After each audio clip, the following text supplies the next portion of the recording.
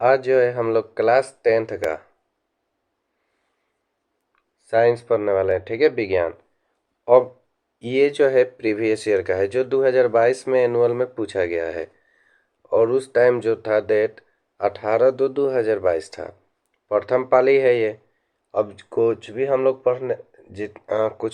पढ़ने से पहले या एग्ज़ाम देने से पहले कुछ उसका निर्देश देखते हैं, चाहे उसमें क्या लिखा होता है ये सब देखते हैं। और इसके लिए जो है ये 15 मिनट देता भी है, तो कृपया आप लोग ध्यान से इस निर्देश को पढ़ लीजिए। अब बात करते हैं क्वेश्चन का। अब हम लोग ऑब्जेक्टिव क्वेश्चन देखेंगे इसमें। तो इसमें जो है पहला क्वेश्चन देखें तो कह रहा है नेट द्वारा किसी वस्तु का कैसा प्रतिबिंब बनता है। तो याद रखिएगा, वास्तविक, उल्टा तथा छोटा बनता है। दूसरे क्वेश्चन का बात करते हैं। दूसरा क्वेश्चन है विद्युत परिपथ में विद्युत धारा को मापने के लिए क्या उपयोग होता है। तो याद रखिएगा आमीटर को।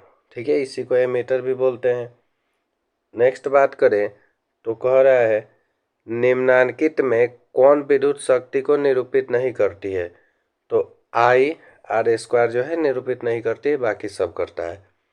नेक्स्ट बात करते हैं तो कह रहा है निम्नलिखित में से किसी वस्तु का वास्तविक प्रतिबिंब कौन बनाता है। तो याद रखिएगा उत्तल लेंस जो है वास्तविक प्रतिबिंब बनाता है।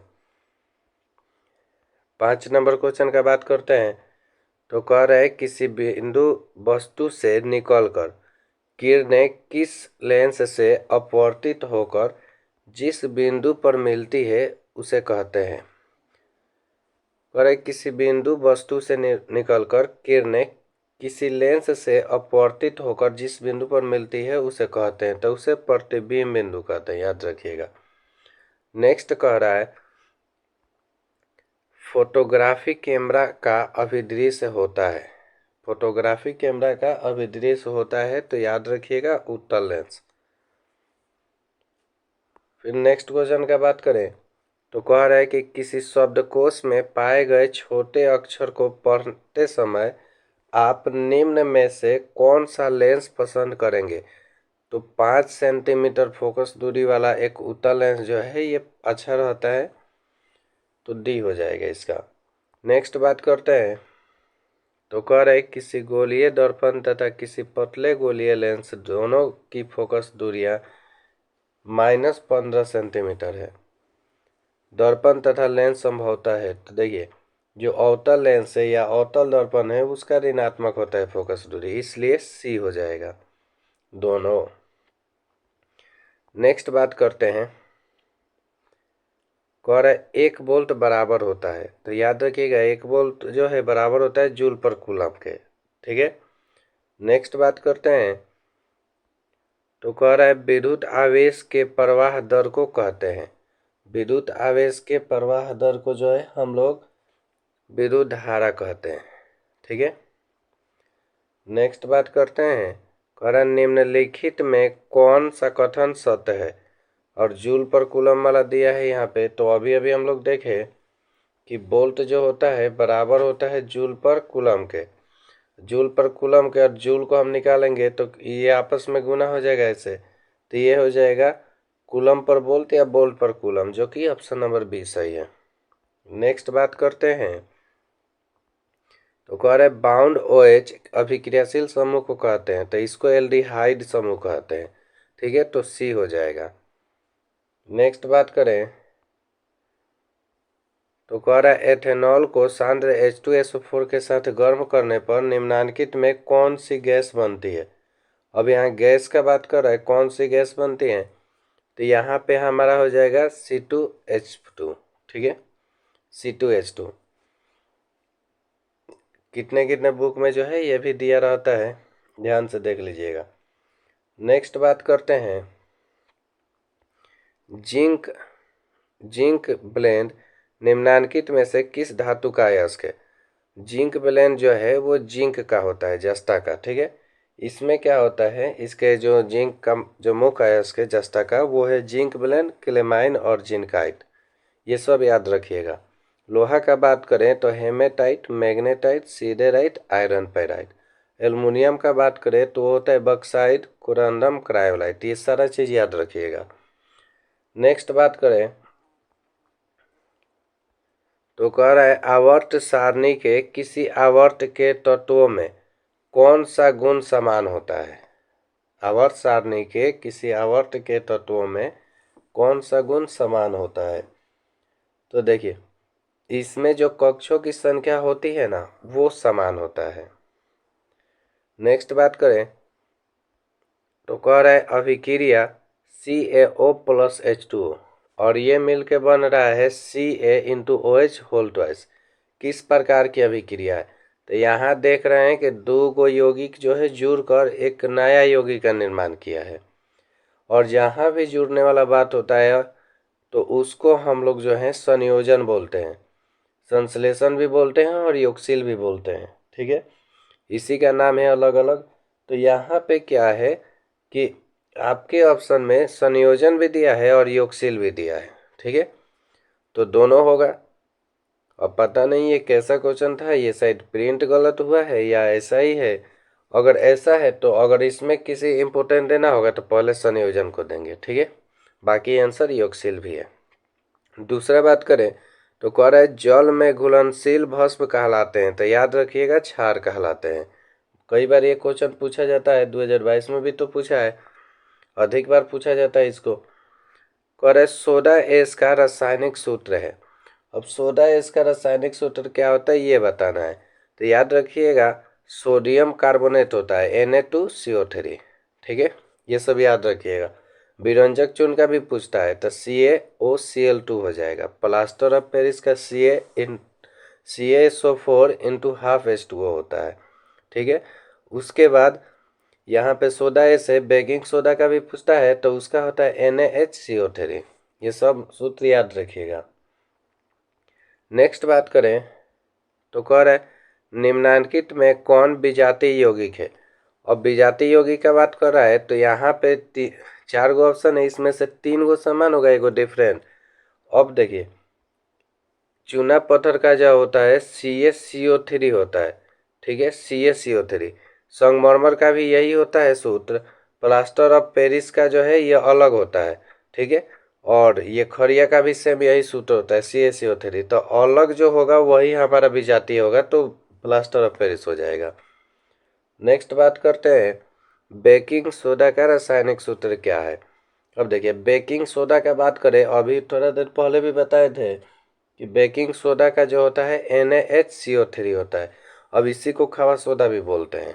ठीक है, नेक्स्ट बात करें तो अगर निम्नांकित में कौन संक्षारक अम्ल है। निम्नांकित में कौन संक्षारक अम्ल है तो याद रखिएगा सल्फ्यूरिक अम्ल जो है ये संक्षारक अम्ल है। नेक्स्ट बात करते हैं कह रहा मिल्क ऑफ मैग्नीशिया का पीएच मान होता है। ये कई बार पूछा जाता है, मिल्क ऑफ मैग्नीशिया का पीएच मान क्या होता है, 2022 में भी पूछा है। अब इसका बात करें तो ये जो होता है 10.5 होता है। उसके बाद कह रहा है सल्फर के संयोजी सेल में इलेक्ट्रॉनों की संख्या है। अब सल्फर का परमाणु संख्या होता है 16, तो पहला में 2, दूसरा में 8, तो तीसरा में 6 ही बचेगा। ठीक है, नेक्स्ट बात करते हैं कह रहा है निम्नलिखित तत्वों में किसकी आयनन ऊर्जा अधिकतम है। आयनन ऊर्जा का बात कर रहा है और आयनन ऊर्जा का बात करें तो जो आवर्त में पहले मिलेगा वो हो जाएगा, और ऋणात्मक में है तो यही वाला हो जाएगा फ्लोरीन, क्लोरीन, ब्रोमीन, आयोडीन। और इसमें सबसे ऊपर देखिए यहाँ पे सारा ऋणायन है लेकिन सबसे ऊपर ये फ्लोरीन पाया जाता है, और जो भी ऊपर पाया जाएगा उसी का आयनन ऊर्जा जो है सबसे ज़्यादा होगी। नेक्स्ट बात करते हैं तो कह रहे हैं निम्नलिखित में कौन सा मात्रक वाट के बराबर होता है। वाट के, अब देखिए यहाँ पे जो है हमारा ऑप्शन दिया गया है और लेकिन यहाँ पे जो जूल पर सेकेंड है ये हमारा वाट के बराबर होता है। ठीक है, बाकी जो है और नहीं होगा। नेक्स्ट बात करें तो कह रहा है कि विद्युत हीटर के तार की कुंडली बनी होती है। विद्युत हीटर जो होता है उसमें तार की कुंडली बनी होती है, वो क्या चीज़ की बनी होती है ये बताना है। तो देखिए उसमें जो है नाइक्रोम लगा होता है। विद्युत बल्ब का बात करें तो उसमें टंगस्टन लगा होता है। ठीक है, नेक्स्ट बात करें तो कह रहा है किसी परिपथ का वह गुण जो विद्युत ऊर्जा को ऊष्मा में बदल देता है, उसको क्या कहा जाएगा? तो उसको जो है प्रतिरोध कहा जाता है। ठीक है, नेक्स्ट क्वेश्चन है, एक विद्युत सेल से धारा प्राप्त करने पर इसके सिरों के बीच विभवांतर का मान होता है। अब देखिए यहाँ पे जो होगा विद्युत वाहक बल से कम हो जाता है। नेक्स्ट क्वेश्चन देखते हैं,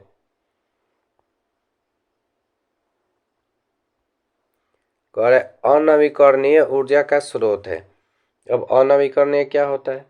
तो इसमें जो होगा वैसा ऊर्जा स्रोत हो जाएंगे जिसका उपयोग करने के बाद पुनः जल्दी प्राप्त न करे, तो ये कोयला हो जाएगा। कह रहे तरंग दैर्ध्य को सामान्यतः व्यक्त किया जाता है। तरंग दैर्ध्य को सामान्यतः व्यक्त किया जाता है तब मीटर में किया जाता है। नेक्स्ट बात करें तो कह रहा है किसी चालक तार से प्रवाहित विद्युत धारा में गतिशील कण होते हैं। तो इसमें देखिए जो कण होंगे वो इलेक्ट्रॉन होंगे। ठीक है, नेक्स्ट क्वेश्चन देखिए, कह रहे 12 वोल्ट विभवांतर के दो बिंदुओं के बीच 2 कूलम आवेश को ले जाने में कितना कार्य किया जाता है? तो याद रखिएगा ये जो है 24 जूल हो जाएगा, क्योंकि अभी अभी हम लोग पढ़े हैं जूल पर कूलम वाला भी पढ़े हैं, वोल्ट बराबर जूल पर कूलम होता है। अब यहाँ पे कार्य वाला पूछ रहा है तो यहाँ पे भी देखिएगा, अब कार्य के अनुसार इसका सूत्र लगाइएगा तो ये जो है गुना हो जाएंगे तो जूल पर कूलम बोल रहे हैं, बोल्ट गुने कूलम हो जाएगा, जो कि देखे थे जूल निकालने का तरीका, इसलिए विभवांतर गुने कूलम था ना, चाहे बोल्ट गुने कूलम वही वाला हो जाएगा। नेक्स्ट देखिए, कह रहा है मेंडल ने अपने अनुवांशिकी प्रयोग हेतु किस पौधे का उपयोग किया था?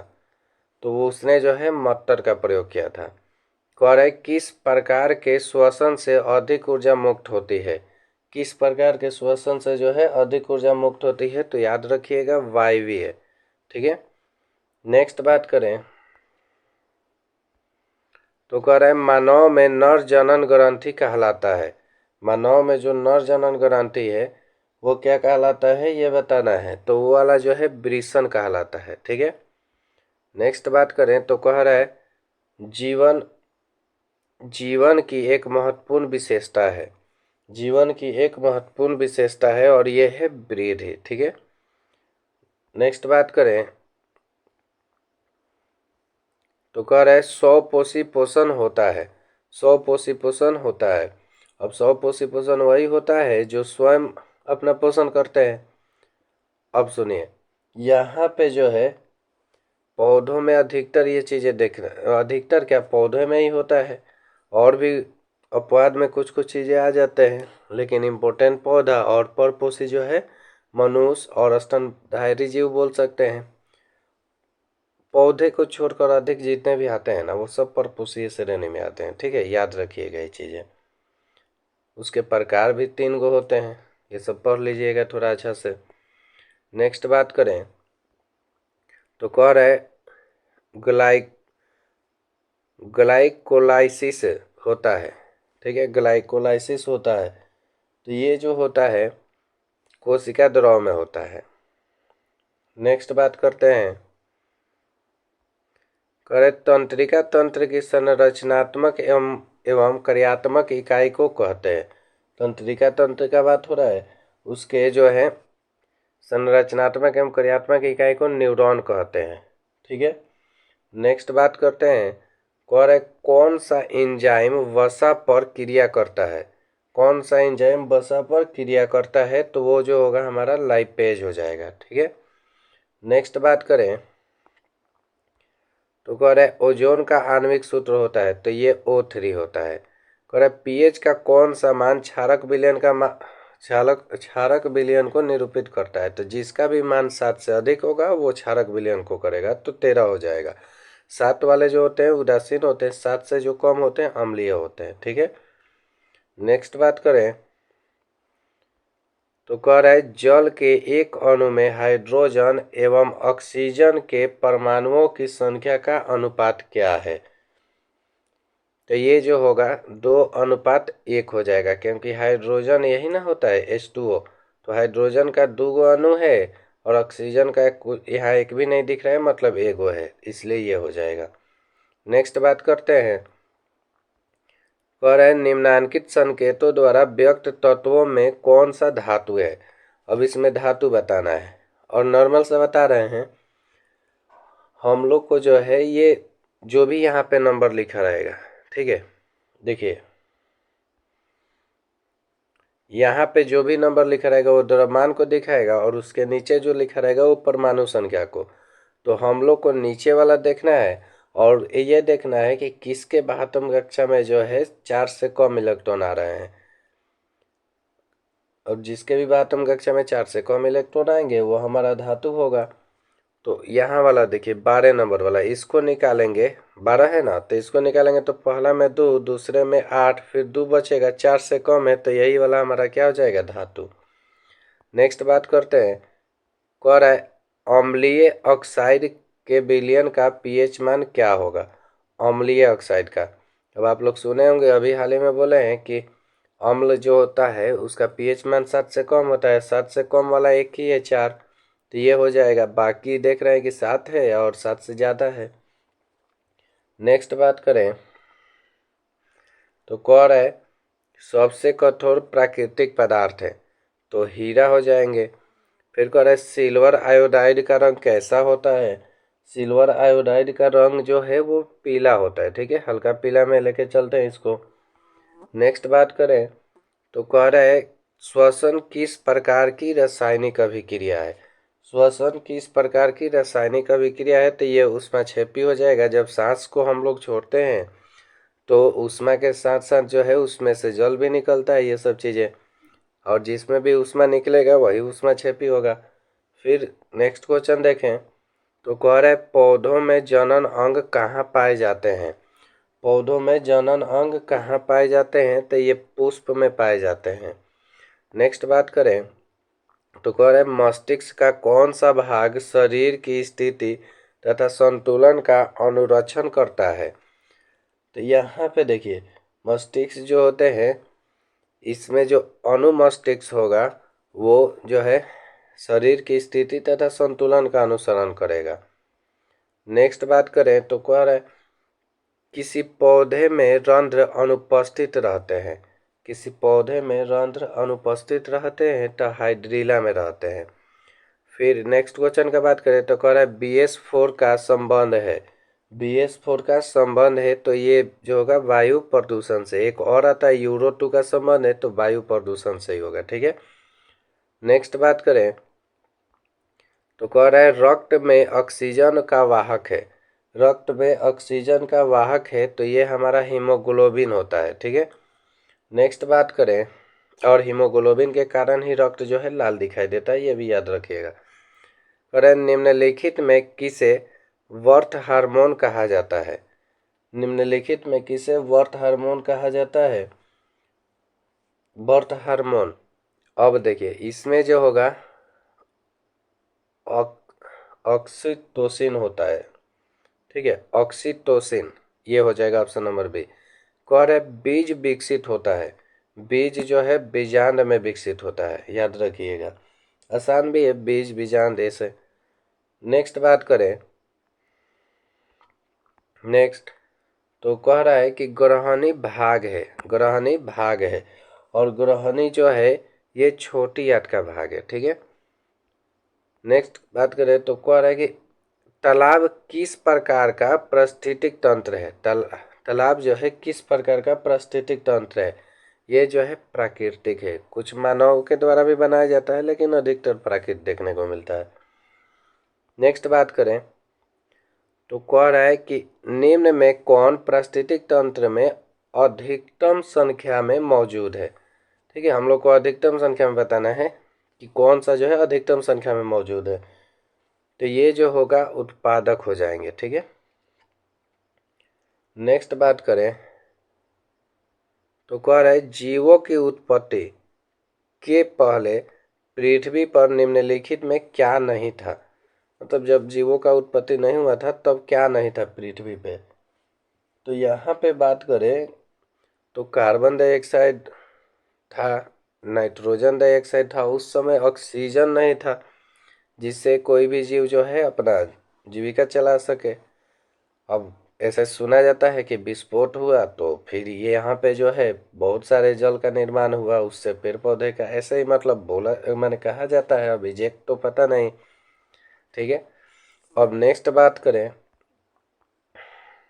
तो कह रहा है कि भारत में उत्पादित प्रत्यावर्ती विद्युत धारा की आवृत्ति है। ठीक है, उत्पादित प्रत्यावर्ती विद्युत धारा का आवृत्ति बताना है हम लोग को भारत में। तो ये जो होगा 50 हर्ट्ज हो जाएगा। ठीक है, नेक्स्ट बात करें तो कह रहा है एक माइक्रो एम्पियर विद्युत धारा है, एक माइक्रो एम्पियर विद्युत धारा है। तो ये जो होंगे 10 के पावर -6 एम्पियर के बराबर होंगे।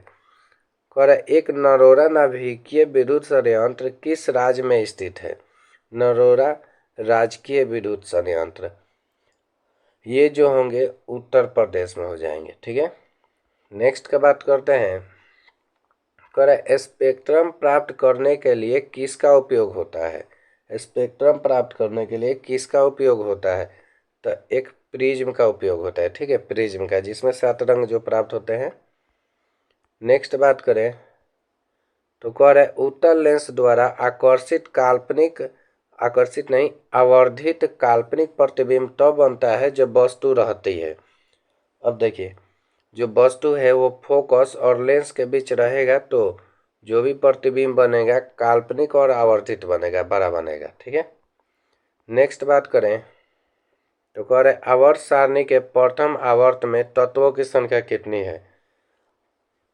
आवर्त सारणी के प्रथम आवर्त में तत्वों की संख्या, देखिए आवर्त इधर वाले को कहते हैं और वर्ग ऊपर से नीचे की तरफ वाले को कहते हैं। तो पहले वाले में तो 2 गो है। ठीक है, नेक्स्ट बात करें तो कह रहे हैं निम्नलिखित में किसको इलेक्ट्रॉन को बाहर निकालना सबसे आसान है।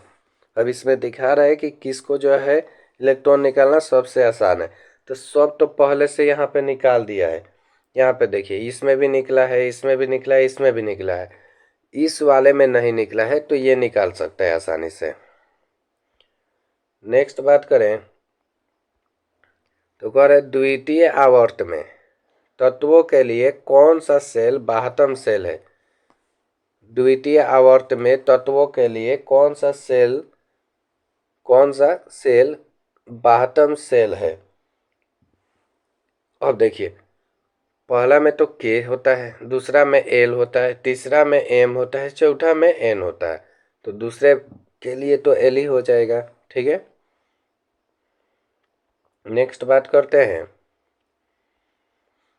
कह रहे संतृप्त हाइड्रोकार्बन श्रेणी के सदस्यों को कहा जाता है। संतृप्त वाले, तो संतृप्त में एक ही आता है एल्केन, बाकी जो है संतृप्त नहीं बल्कि असंतृप्त में आते हैं, और असंतृप्त में एल्कीन और एल्काइन आते हैं। ठीक है, इसका सूत्र भी याद रखिएगा। इसका सूत्र होता है CnH2n+2।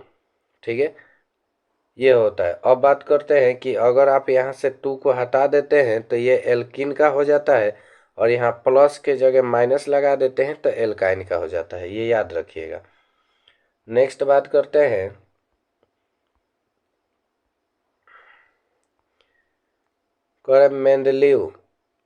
मेंडेलीव द्वारा छोड़े गए आवर्त सारणी के रिक्त स्थानों में बाद में निम्नलिखित में कौन सा तत्व पदस्थापित किया गया।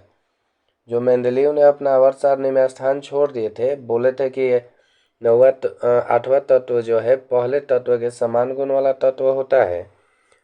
अब इसके अनुसार देखिए, ये बोले थे कि न्यूलैंड्स बोले थे, सॉरी, इसने जो है देखिए इसने अपना नियम दिए थे कि तत्वों के भौतिक और रासायनिक गुण उसके परमाणु द्रव्यमानों के आवर्तफलन होते हैं। अर्थात यदि तत्वों को उसके बढ़ते हुए परमाणु द्रव्यमान के क्रम में सजाया जाए तो एक निश्चित संख्या के बाद समान गुण वाला तत्व पाया जाता है। और आधुनिक में था परमाणु संख्या के आधार पर। ठीक है, कभी कभी पूछ देता है कि मेंडलीव के आवर्त सारणी का आधार क्या था, तो परमाणु द्रव्यमान था, और आधुनिक पूछे तो परमाणु संख्या था। ठीक है, अब यहाँ पे पूछ रहा है क्या कि मेंडलीव द्वारा छोड़े गए आवर्त सारणी के रिक्त स्थानों में बाद में निम्नलिखित में कौन सा तत्व पदस्थापित किया गया। तो इसमें गैलियम जो था पदस्थापित किया गया था। ठीक है, बाकी पहले से था, इसमें ऑक्सीजन था, फास्फोरस था, सिलिकॉन था। नेक्स्ट बात करते हैं, तो कह रहा है आवर्त सारणी के प्रत्येक आवर्त का अंतिम सदस्य होते हैं। अब आवर्त सारणी के जो सबसे अंतिम होंगे वो जो होंगे निष्क्रिय गैस होंगे। ठीक है, और आधुनिक का भी निष्क्रिय होगा। इसी को अलग अलग नाम से जानते हैं, उत्कृष्ट के नाम से जानते हैं, अक्रिय से नाम से जानते हैं, अक्रिय गैस के नाम से, नोबल गैस के नाम से जानते हैं। ये सारा याद रखिएगा। नेक्स्ट बात करें तो कह रहे किसी तत्व में दो सेल हैं और दो ही इलेक्ट्रॉनों से पूर्णतः भरे हुए हैं, वह तत्व है। अब देखिए दो गो इलेक्ट्रॉन है और पूर्णतः भरा हुआ है, तो इस वाले में बात करें तो हमारा नियोन हो सकता है। अब नियोन क्यों होगा, क्योंकि दो गो सेल है। ठीक है, तो पहला में 2 हो जाएगा, दूसरा में 8 है, और ये परमाणु संख्या जोड़ा जाए तो 2 और 8 10 होता है, और 10 जो है नियोन का होता है।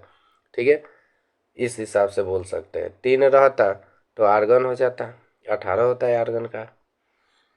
नेक्स्ट बात करें तो कह रहा है कि निम्नलिखित में कौन सबसे अधिक क्रियाशील हैलोजन है। सबसे अधिक क्रियाशील हमको बताना है। एक ऐसा ही आयनन ऊर्जा वाला पूछा था जिसमें फ्लोरीन था, और सबसे अधिक क्रियाशील हैलोजन पूछ रहा है, तो इसमें जो होगा फ्लोरीन ही हो जाएगा। ठीक है, क्योंकि ये भी आवर्त सारणी में ऊपर पाए जाते हैं ऋणात्मक श्रेणी में। 17वें पर के तत्व हैं पूरा का पूरा, जितना भी ऑप्शन दिया गया है। कार्पस कार्पस ल्यूटियम से स्रावित हार्मोन है। अब इससे कौन स्रावित हार्मोन होते हैं, तो याद रखिएगा प्रोजेस्टेरोन होता है, जो कि स्त्रियों में भी पाया जाता है, स्त्री में पाया जाता है। एक और है एस्ट्रोजन, याद रखिएगा।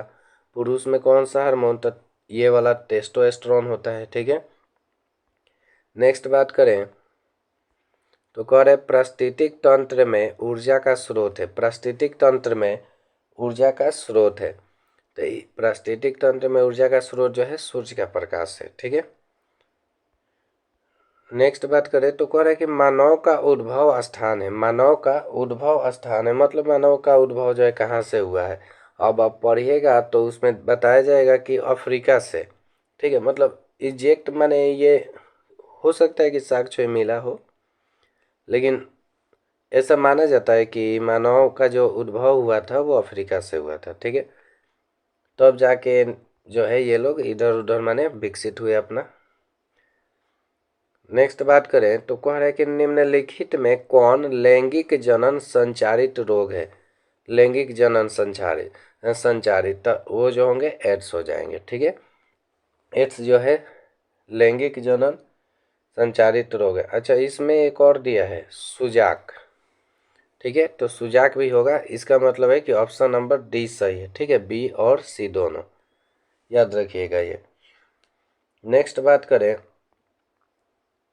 तो कह रहा है मानव गुर्दे का आकार होता है। मानव गुर्दे का आकार होता है, कैसा होता है ये बताना है। तो जो सेम का बीज हम लोग देखते हैं ना, सेम उसी के आकार का जैसा होता है मानव गुर्दे का। ठीक है, इस प्रकार से होता है ना, थोड़ा इस तरह से सेम का सेम ऐसा ही जो है मानव गुर्दे का भी होता है, याद रखिएगा। कह रहा है किशोरावस्था में होने वाले शारीरिक परिवर्तन का कारण है। किशोरावस्था में होने वाले शारीरिक परिवर्तन का कारण है। कह रहे टेस्टोस्टेरोन, एस्ट्रोजन। देखिए टेस्टोस्टेरोन पुरुषों में, एस्ट्रोजन जो है स्त्रियों में। और ये यहाँ पे ये नहीं बताया गया है कि स्त्री या पुरुष, इसलिए बी और ए और बी दोनों हो जाएगा, डी हो जाएगा। ठीक है, थायरॉक्सिन नहीं होता है। नेक्स्ट बात करें तो कह रहा है यौन परिपक्वता की अवधि को कहते हैं, यौन परिपक्वता की अवधि को कहते हैं, तो इसको यौनारंभ कहते हैं। ठीक है, नेक्स्ट बात करें तो कह रहा है ओजोन परत का ह्रास मुख्यतः किसके द्वारा होता है। तो आप लोग सुने होंगे क्लोरोफ्लोरोकार्बन, जिसको शॉर्ट में CFC बोलते हैं, इसी के द्वारा होता है। ये जो था 2022 का क्वेश्चन था, प्रथम पाली का। अब आगे कोशिश करेंगे कि 2022 का द्वितीय पाली आ जाए। और समय भी ज़्यादा नहीं हुआ है, 30 मिनट मतलब आधा घंटा के रेंज में मान सकते हैं इसको।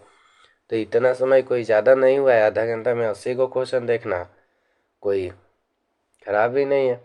तो अगर मान लीजिए कि टाइम अगर ज़्यादा स्लो होगा इसमें, तो आप स्पीड बढ़ा सकते हैं और जितना भी प्रीवियस ईयर है उसको देख लीजिएगा। ठीक है, चलिए फिर मिलते हैं नेक्स्ट वीडियो में।